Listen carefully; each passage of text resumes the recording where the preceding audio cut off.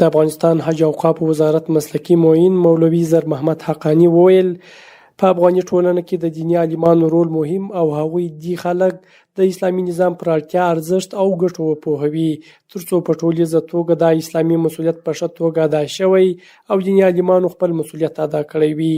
هغه وویل د سفر موخه یې زابل کې له دیني عالمانو سره لیدنه او همدارنګه د دوه لویو مسجدونو جوړولو لومړنۍ سروې ده چې د زابل مستوفیت او ګمرک کې به جوړ شي. غټو لارو دپاره 15 کیلومتره کې د ښځو او د نرانو دپاره مساجد منظور شوي او بل د ګمرکاتو او مستوفیتونو دپاره.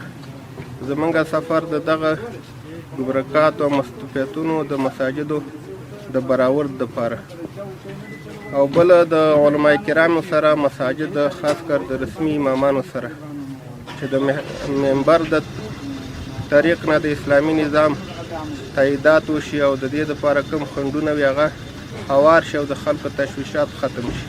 یو شمېر دیني عالمانو راغلي پلاوي ته ډاډ ورکړ او زیاته یې کړه چې د اسلامي امارت په راتګ سره یې ژوند ښه شوی او ورته پاملرنه زیاته شوې. هغوی غوښتنه وکړه چې د رسمي دیني عالمانو او حج ادا کولو سهم دې زیات کړل شي او لا هم دې برخې کې د پاملرنې غوښتونکي دي. موږ الحمدلله علما ډېر علما لرو. یوازې دغه 9 یا 3 رسمیان علما نه بیخي ډېر علما که رسمیان نه دي علما الحمدلله ټول دلې راځي موجود وي. نو چې مثلا دغه تالار راته برابر شي او دومره خبره ده چې شیخ صاحب مکرم چې موږ ته باید کتابتون دلته جوړ شي. زموږ پوښتنې کوي او موږ ودې ته خپل خواستۍ وړاندې کوو او دوی چې کوم د مشکل حل وي د هغو په حل کې موږ ته هدایت کوي. نو بیا به انشاءالله العزیز زموږ استاسي د امارت د امیرالمؤمنین نیولې بیا تر نور مصرانو پورې چې د ټولو هدایات انشاءالله العزیز دا به د ټولې جامعې و غوږ ته رسیږي. د زابل مرستیال والي مولوي محب الله حماس وویل افغاني ټولنه په دیني عالمانو ښکلې او د زابل په کچه دیني عالمانو خپل مسؤلیت په ښه توګه ترسره کړی. هغه غوښتنه وکړه چې دیني عالمان دي په ورځني ډول په خطبو او نصیحتونو کې د اسلامي نظام په هکله د خلکو پر اسانو کار وکړي.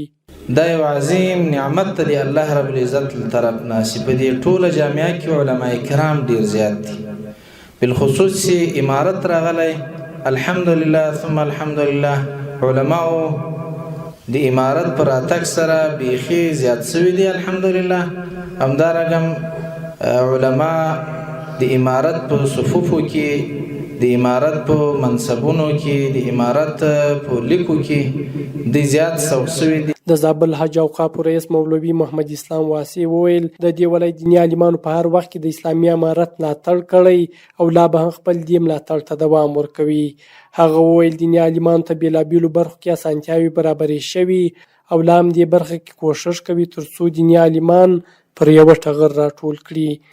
ولې ډېر غزمن او علما کرام ډېر خوشحاله شو چې دوی په دغه یخني هوا کې راغلي دي او بیا په دغه کالي په لار راغلي دي. نو ډېر غزمن و د علماو ستونزې واورېدې او هغه ستونزې له ځان سره یې واخیستلې. انشاءالله هغه به ډېره حل شي. د زابل حج او اوقافو ریاست وایي دا مهال دیني عالمانو ته پاملرنه زیاته شوې او لا هم کوښښ کیږي ترڅو بېلابېلو برخو کې دیني عالمانو ته اسانتیاوې برابرې شي.